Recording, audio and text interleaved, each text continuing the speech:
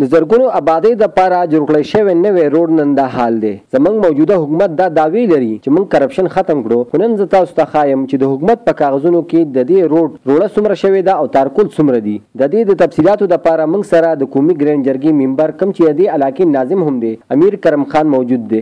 زمونږ د روډ ترکول یا د دې روړه یا دا چې دي یا د دې باجرانې چې دا صحیح دي، نو زه دې ته وایم چې دا بالکل صحیح نه دي. د هغې وجه دا ده چې زمونږ روړه چې کومه ده هغه دي چې ښیي نه هغه 8 انچې چاپي کړې روړه ښیي. هرن کې زمونږ روړه 6 انچې او د 6 انچو پورې قابو ده زیاتو نه زیات. ترکول زمونږ 1.5 انچه 1 انچه او 2 انچې دي. دا خو ښه وه چې ګیس والا خدای پاک راوستو هغه ولګېد د روډ یې وکانو. دا روډ نه موږ ته پته ولګېده چې زموږ ترکول دغه شوي که نه هرن کې روډ له خو موږ څوک ګوتې نه شو وړلی چې موږ روډ کنلی، ځکه بیا خو موږ به په قانون کې چې کوم دی حکومت ته دغه راتلو. نو د دې خاطر نه دا کار ښه شو چې یاره ګیس والا زه خو به ورته دعا کوم چې الله دې خوشحاله کړي چې دا غلا یې ښکاره کړه.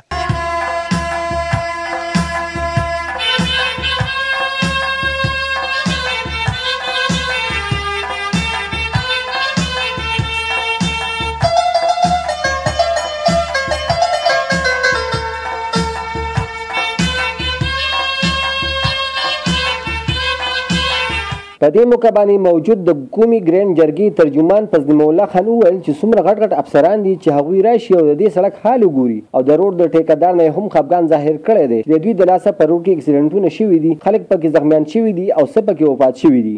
ډېر خراب روډۍ استعمال شوې ده. د سړک ترکول چې دي هغه د سټینډرډ مطابق نه دي، کوم چې د حکومت مقرر سټینډرډ دی موږ چک کړو. دا ځایونه بعضې ځایونه چې کم سوي ګیس کنلي دي او موږ ورته خیال وکړو نو دې کې نه د ترکولو هغه سټینډرډ دی کوم چې د حکومت مقرر دی، نه د روړې هغه سټینډرډ دی، نه دلته چې کومې وټې جوړې شوي د هغې ګټو هغه سټینډرډ دی، نه د سیمټ او د باجرې کم ملاب چې دی د هغې چې کم سرکاري مقرر سټینډرډ دی هغه هم نه دی.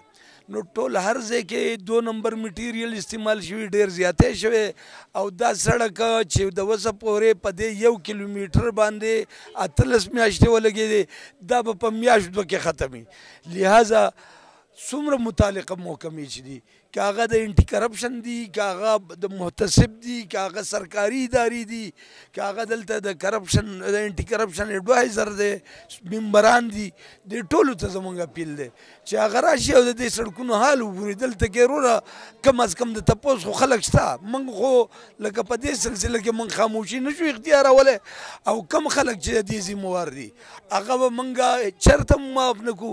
په دې سړک کې یوازې دا نه د دې ټیکهدارانو نه حالۍ په وجه چې دلته اکسیډنټ شوی، دلته کې په یو ټرک کې یو ټرک وغورځېدو د دې د نااهلۍ په وجه هغې کې یو کس چې دی مړ شو، یو پکې زخمی شو، نور پکې اکسیډنټونه ځای په ځای دي په وجه باندې کېږي.